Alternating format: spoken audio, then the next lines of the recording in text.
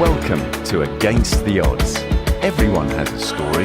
What's yours? Sharing your story can inspire and ultimately transform lives.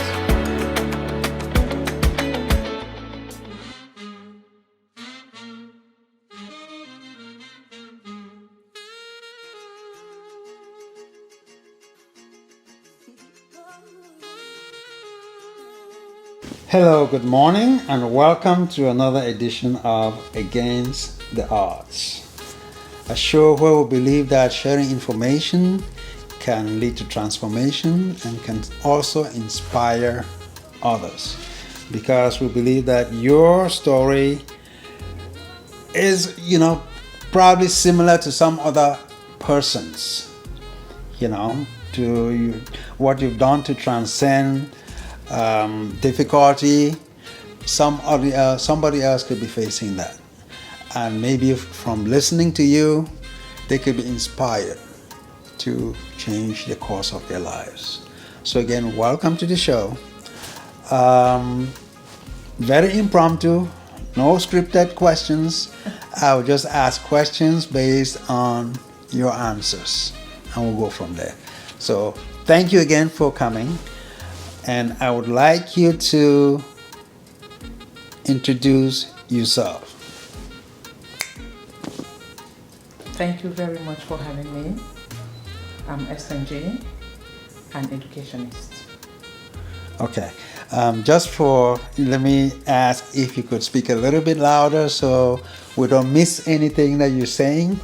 So you Esther Nji. Esther Nji. Esther Nji. An educationist. Educationist, okay.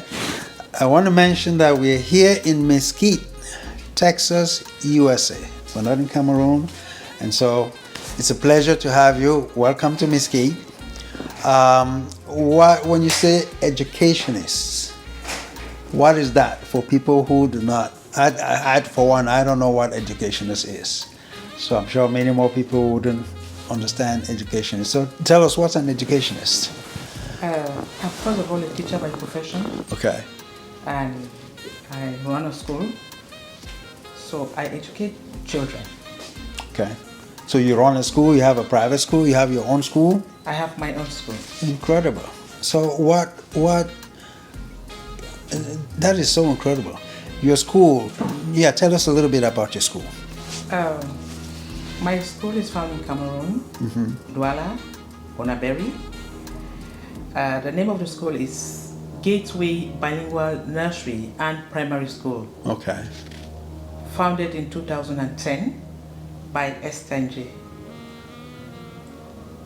So what was the inspiration? Why create a school? I'm sure there are a plethora of schools in Douala.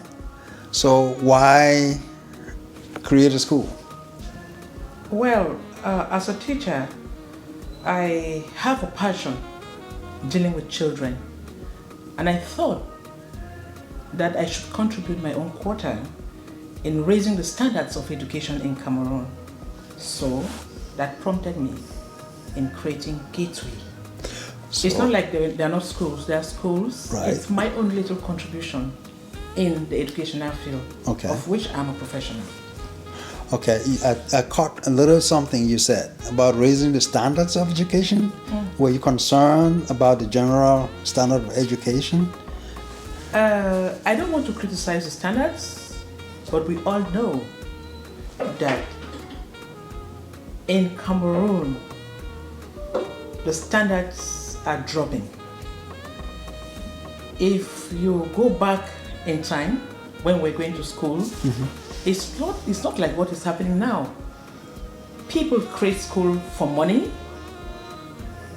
I don't know if I'm one of them, but I think I want to put standards first. I want to put standards first in the sense that the children we want to see tomorrow, it's what we make of them today. So we should be the game changers. There was something wrong with education at a certain point in time. I noticed that because I'm a teacher, and out of passion and love for standards and education, I decided to contribute my quota to the development of our educational system. An effort to be lauded. Now, you've been in operation since 2010? And 10. So that makes it about 12, 13 years. Into the 14th year. 14, then you into the. So what difference has your school made? How can you assess and quantify the difference in your contribution towards the system? Okay, like I told you at the beginning, first of all, I am an educationist, and I cannot create a medical clinic because I will not be able to run it. I will listen to what the doctors tell me. But because I am a teacher, I know how to follow up my teachers. I know how to work with the head teachers. I know how to work even with inspectors who come to control the school. Mm-hmm. And so there is a clear difference. Because I am a technician, I'm hands-on. And coming to that again, there are many founders like me who create the schools and let others run the school for them. I'm not one of those. I am hands-on. I am present. I work with the teachers. I control everything, but I don't over-police them. Okay. So 2010, it means you've graduated some students from your school. Yes, please. So how have those students fared generally in life and in pursuit of further education? Thank you very much. I'm here in Dallas, and I had a call from Canada, Mayochu Atemebai. She's a graduate of Gateway. She's faring well. She's multi-talented, like many others. There are some in what is that? Many of them are abroad. Mm-hmm. Many of them are doing well in Cameroon. They're in professional schools and so on. They are doing well. So did you institute a curriculum that's outside of the prescribed curriculum, or what makes it different? What makes your student stand out? Thank you very much for that very important question. Mm-hmm. Because we have a curriculum from the government. Right. It is either our school is Anglo-Saxon or it's a Francophone school. When you come to Cameroon and you visit schools, you will see bilingual nursery and primary school, bilingual nursery and primary school, which means they are bilingual schools. But please, let me set this record straight. There are very few bilingual schools. Gateway is a bilingual school par excellence. I'll explain myself. Bilingualism in Gateway starts in the pre-nursery. And that's why we have problems with parents when they come sometimes with their kids. They'll say, no, I want my child to do just English. I want my child to do just French. We tell them that, please, we call it in Cameroon 50-50, which means, let me take the pre-nursery for example, which is the first class in the nursery. We have 2 English-speaking teachers, 2 French-speaking teachers, which makes it bilingual. Today is Wednesday. On Mondays, it is French in all the classes. On Tuesdays, it is English. On Wednesday, French. Thursday, English. Friday, bilingual. And sports. Now, some parents will complain that it overburdens the children. Please, no. I tell them no. No, because I did languages. In language acquisition, it is easy for children to grasp any language. So bilingualism in children is not a problem. They assimilate it easily. And so, at the end of the course, at the end of the 6-year course in Gateway, my children come out with outstanding results. And I tell my parents, this is a bilingual school. We end bilingualism in class 4. So, when you're going to class 5, you are either going to Kumaya 1, which is Francophone, or class 5, which is Anglo-Saxon. Class 6, you write CEP, which is the French equivalent of First School Living Certificate, or you write the First School Living Certificate and Common Entrance. And my school has always come out with outstanding results. And so, bilingualism is practiced at Gateway without any problem. But because of requests from parents, we decided to create 3 levels, 3 streams in certain classes. For example, we tried it, it's a pilot phase. In class 4, we have class 4 Anglo-Saxon, purely. We have class 4 French, and we have class 4 bilingual. The parent will choose. I want my child to do just English, you go to class 4 Anglo-Saxon. I want my child to do French, you go to class 4 French. No, I want my child to continue with bilingualism, you do class 4 bilingual. So we have no problem with bilingualism. It is purely a bilingual school in practice. So has the government said anything with regard to your curriculum and the way you're handling your institution? Yes, please. When inspectors come, they will tell us that we have a certain number of hours to cover in 1 year in the 2 systems. That's either a francophone school or an anglophone school. Right. And they question us, how do you cover this as a bilingual school? We tell them that, okay, what we are doing here is basic education. The children need to know the basics. And of course, by our results set by the National Commission of Exams, if our children are passing, then we are doing your curriculum and we are covering what is supposed to be covered in 1 year. So we don't have any problem with that. So I think the government should rather set bilingual exams. And I tell you what, we now have bilingual GCE. So I guess in the nearest future, we'll have bilingual exams in the primary. Because in lycée where I teach, there is a bilingual section of the school. Okay. And they are doing well. That's very commendable. Thank you. Looking forward, how do you see...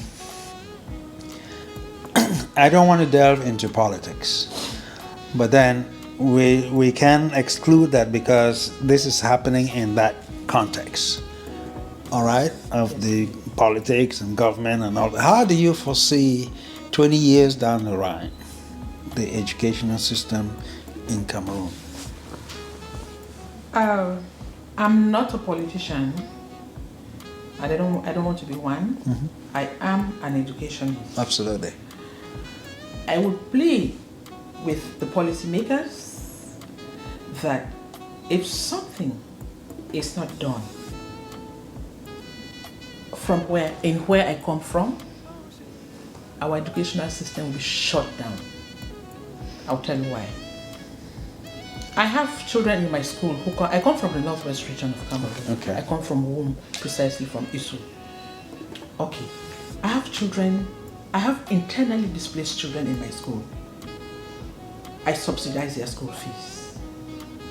Now, in my village, as I speak to you, children don't go to school. I have a brother who is a principal. He cannot go to school, he's in hiding. So 20 years down the road, if something is not done, it is going to be catastrophic. We will go back to where we're coming from. We'll never get to where we wanted to go to. We'll go back. We'll be looking back in anger, and the frustration is going to be enormous. So I don't know who are the policymakers. I don't know who are the politicians. I'm not one. I don't want to be one. I want children to be educated. I want children to go to school. Again, that's a heavy topic that you, an educationist in the system, within the system, that, frankly, I just like to stay off of politics. and delve on your experience, because the premise of this show is to encourage people to better themselves. I'm sure that you have gone through some, issues to get to where you are right now. There's some obstacles that I'm sure that you surmounted. If you don't mind, what could be some of those obstacles and how did you tackle them? No, it's broad. What do you mean? Your question is kind of broad. It is. What obstacles? Okay. Let me start from the beginning. Your childhood. How was your childhood? Growing up in womb. Oh, right. Yes. I'm a proud daughter of a cleaner. My mother was a ward 7 in the hospital, and she is an illiterate, but she's very educated. All right. She did not go to school, but she raised 7 kids as a cleaner. I'm a founder of a school. We are managing our little ways in our own ways. We are not asking for. You're not dependent. We are not dependent. Okay. So I credit my mother. I thank her. Our childhood was not the best, but we're very happy.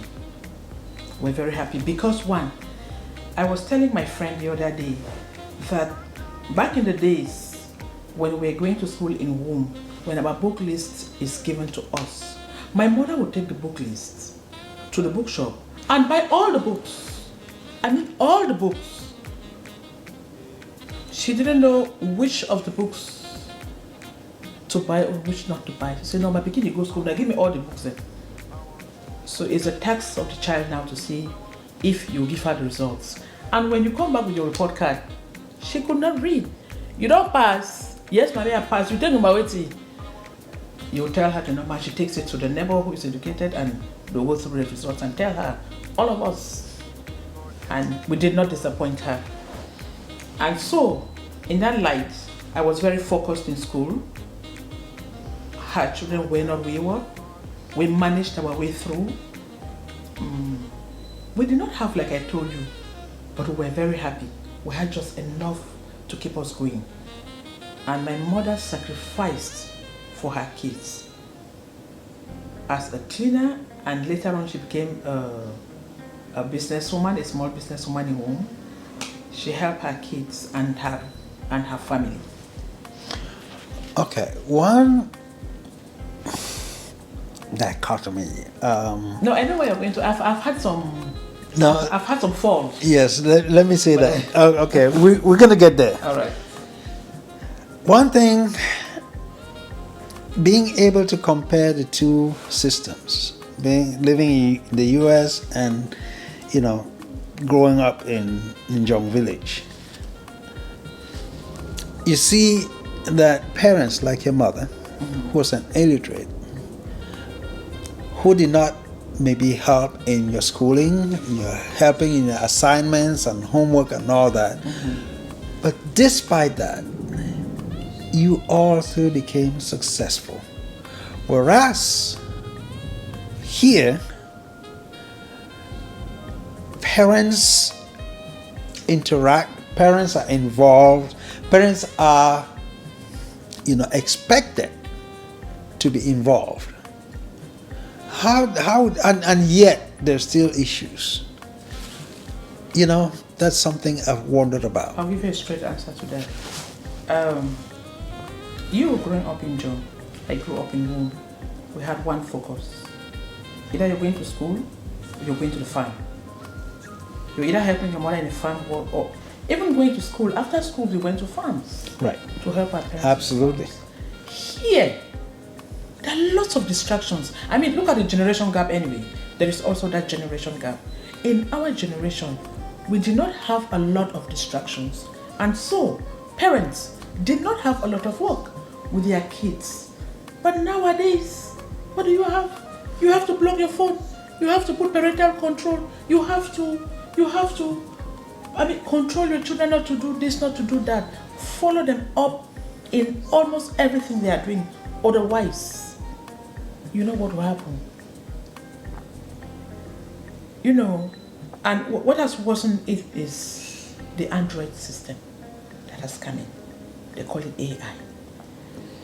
It is very good, but its shortcomings are more dangerous. Like I was talking with my friend the other day, I think in the nearest future, if we give 100% way to artificial intelligence, I'll ask a child in Gateway to spell gateway.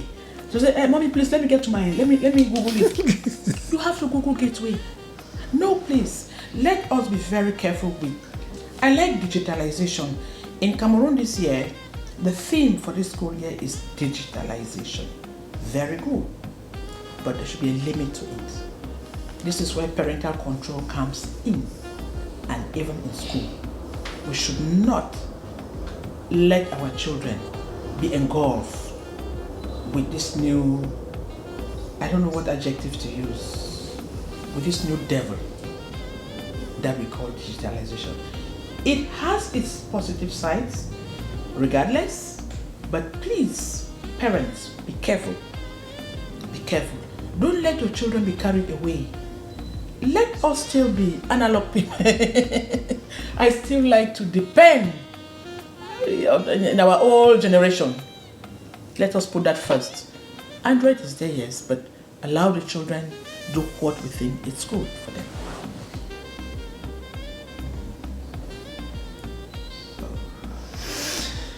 Okay. Growing up in Womb, you grew up, went to school in Womb, and then from class 7, where did you go to? I went to GHS Womb. Okay. High school GHS Womb. Then You started flying. I now went to the University of Yaoundé. This small bush girl went to Yaoundé. But before then, anyway, I had my sisters and uncles who lived out of Womb. Okay. And we used to visit during holidays.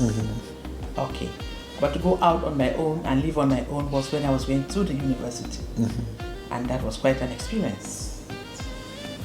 I could now say bonjour, comment ça va? I could now see different cultures, different mingle with friends who come from different backgrounds and all of that. It was a good experience. That's great. So, what, I know that you said, you know, you wanted to establish a school to be a contributor and give back to the society. What was the spark? What was the, you know, because there's always a spark in someone who does something extra.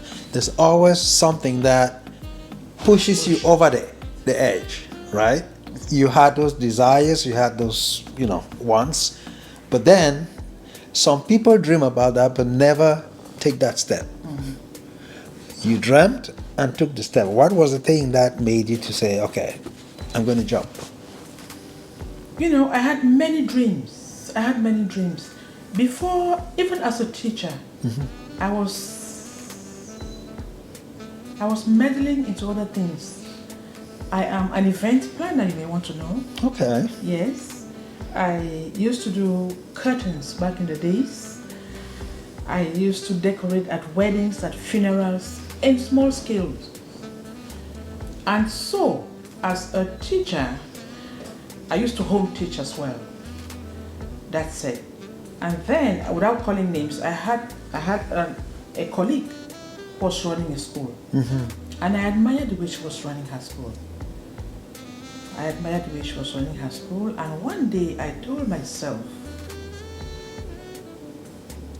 I would also like to start a school. But my first inspiration was to contribute my quota in education. So I had people who inspired me. I had my personal passions, my personal passion of, you know, working with children, especially kids. I'm sure throughout the process, like I said, you've had obstacles which you had to, surmount. Do you mind talking about, what obstacles and how you overcame them? Well, I've had some bullets. I've had some real bullets, and I'm still in the process of overcoming those bullets. I've gone through a lot, but one thing in life is, if you stay on the truth, your truth will set you free. Like I just said, I've had some shots, but because I'm honest, I am overcoming my obstacles, and I think God will help me overcome those obstacles. Okay. I don't want to go into them. Sure. Understood. Now, one thing I've noticed, like say, experiencing both cultures, is that the people here, in your position, one thing they would often do is put down their life experiences and document it. Why do they do that? Well, for their own legacy, one, and two, for the next generation. They leave something behind for the next generation, which would then, use that as a stepping stone to be inspired to do things the same you do. Would you, or has that crossed your mind to leave that kind of legacy? Thank you very much. I had a conversation with my daughter the other day. She lives in Dallas, and she told me, "Mommy, write a book." I said, "Write a book about what? Tell your story." I told her that in literature we call that an autobiography. Okay. I said, "Okay, let me think about it." And she told me, "I can Google how to do it for you. I really want you to write a book." I said, "Okay, I'll write the book." I have 6 kids. Wow. 1 biological and 5 adopted. I was talking to the first one. And so I'm thinking about it. I'll need to document it. Talking about the legacy, well, when the time comes, I'll cross the bridge. There will always be somebody to take over from whatever you're doing. And if that person is not there, you start looking for other ways of still leaving a legacy. It must not be your child to take over from you. Absolutely. Because when I talk to my daughter, I say, "That school is yours." And she tells me, "Mommy, I have my own dreams. I have my own dreams." But then, well, like I said, I will cross the bridge. Well, here's the thing. It's not only leaving a legacy, it's the path to that legacy, which will be your story, my story, somebody else's story. Because somebody else is going to go through that journey, that story, pick out 1 or 2 things. Okay? If I tell my story Yeah. from 20 years old, when I was 20, to now, I'll be 60 in December. If I tell my story, lawyers will learn from my story, friends will learn from my story, educationists will learn from my story, many people, And a cross-section of society, that's exactly will the find point. a place in my story. Absolutely. To tell their own story, or Exactly. correct wrongs in their story, Right. in their storyline. Right now, as I speak, many people have learned from my story. Many people have learned from my story and are still learning. I have also learned from my story. Okay. And, Yeah, and because correcting, and correcting a lot of things. And that is part of this program, which is Okay. sharing your story. And that's a continuation. That's a different, aspect of sharing your story. With us Cameroonians, Yeah. Hey, I don't want to expose my story. Hey, I don't want to know about what happened to me. But right now, I don't really mind. Okay. That will be a story for another day. Absolutely. I will tell my story the way it is for others to learn. I will tell my story. My story is ugly. My story is beautiful. My story is ugly. My story is beautiful. The beauty of my story cancels the ugliness of the story. I want to thank you for taking the time to share this little bit with us. Is there anything that you would want to say in closing up to whoever is going to be listening to this? First of all, I just want to thank you so much for taking off time to come and have this conversation with me. And to those listening to me, I hope you got something. And please, I'll come back. Thank you to very tell more much. stories. All right. Well, thank you, and good to see you. Thank you so much. And safe travels back to Cameroon Thank and you. to the school. Extend our greetings to the I will tell them teachers my and the story students. from my story in Dallas. Okay, wonderful. Well, thank you. Thank you so much. All right. Cat.